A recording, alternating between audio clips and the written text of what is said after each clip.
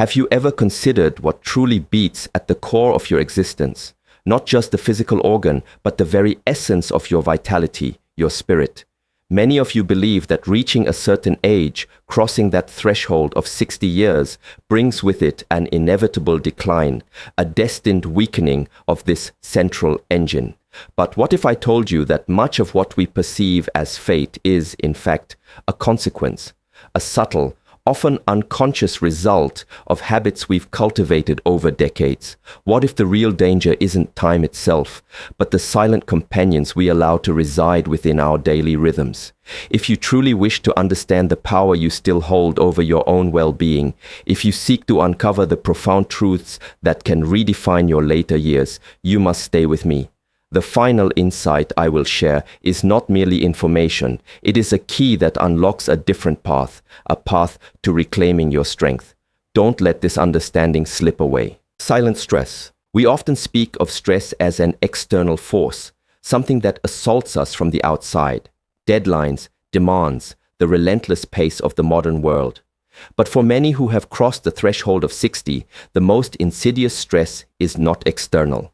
It is an internal landscape, a constant hum of worry, a subtle anxiety that has become so deeply ingrained, so familiar, that it feels like a part of their very being. This is the stress of unspoken expectations, of past regrets that linger like shadows, of a future viewed through a lens of apprehension.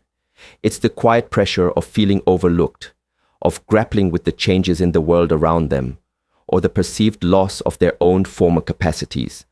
This internal pressure, though unseen, is a relentless sculptor of the heart.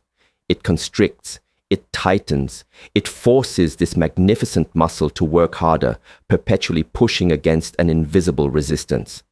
We must understand that the heart is not merely a pump.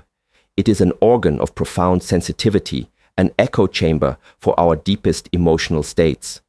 When we allow this silent stress to fester, to become the background music of our lives, we are actively eroding its strength, diminishing its capacity to beat with the freedom and power it was designed for.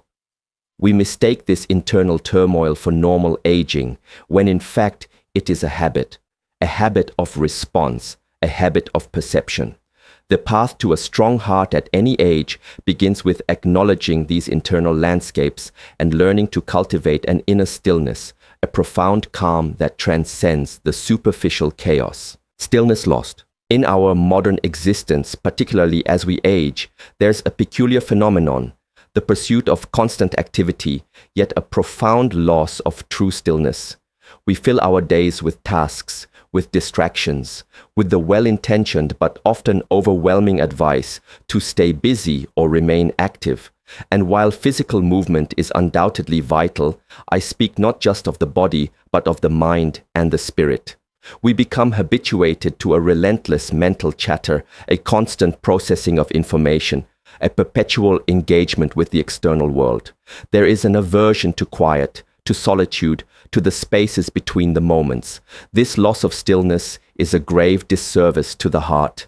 When the mind is constantly racing, when the nervous system is perpetually activated by external stimuli or internal rumination, the body responds in kind.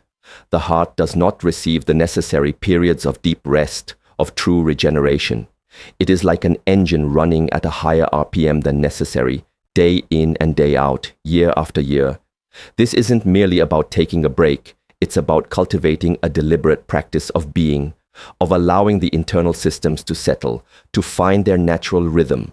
Without these periods of profound quietude, the heart's resilience wanes.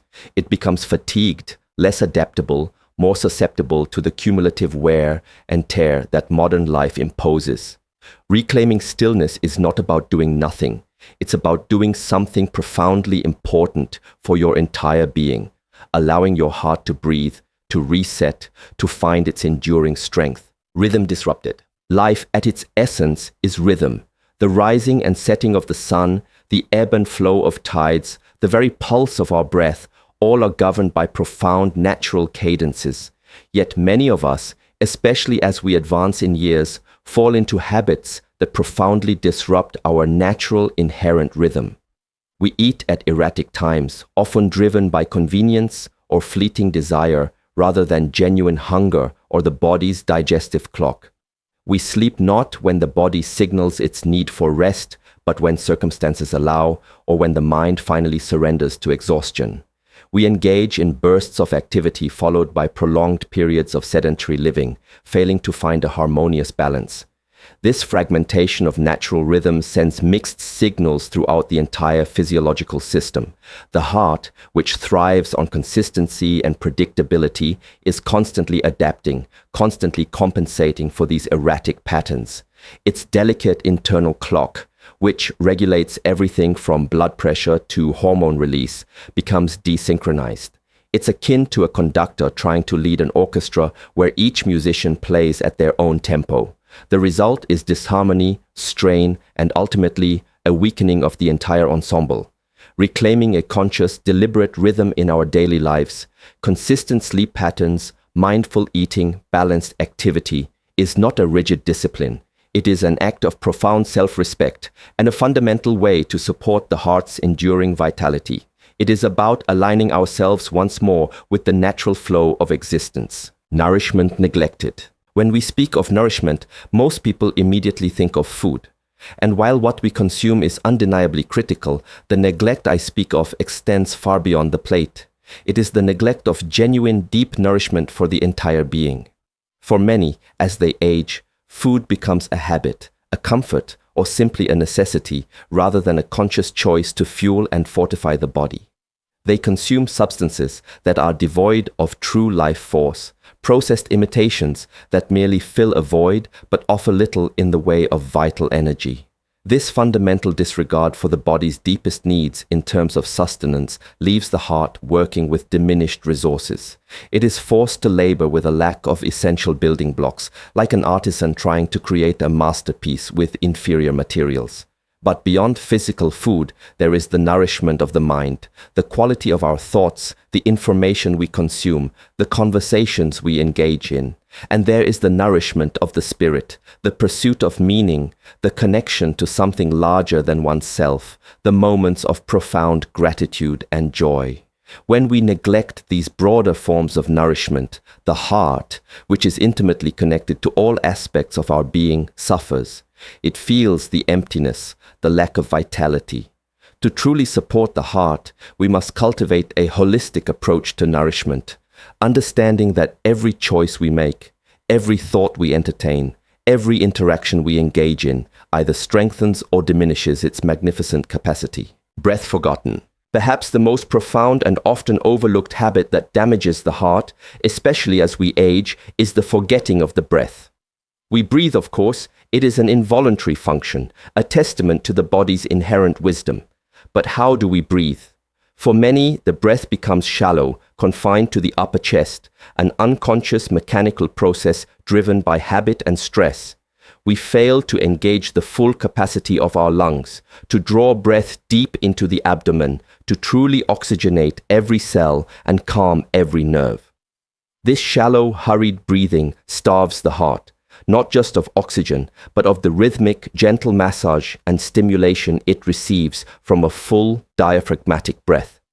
When the breath is constricted, the entire system operates under a subtle, chronic state of oxygen deprivation and nervous tension.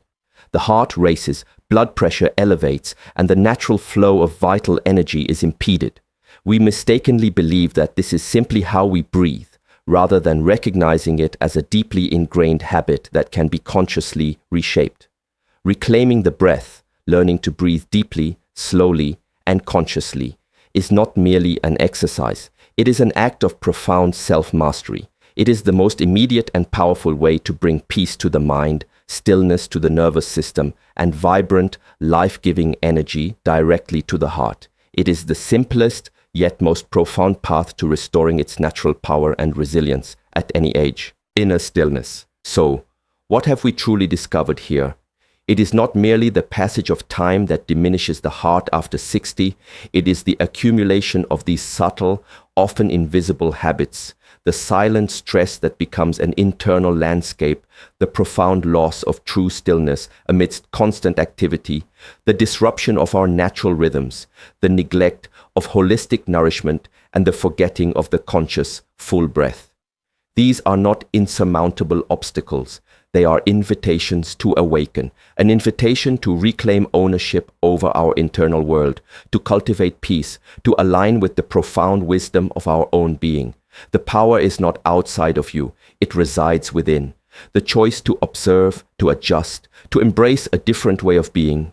This is the ultimate act of defiance against perceived limitations. It is the path to a heart that beats not just with life, but with vitality, purpose, and enduring strength, far beyond any number on a calendar.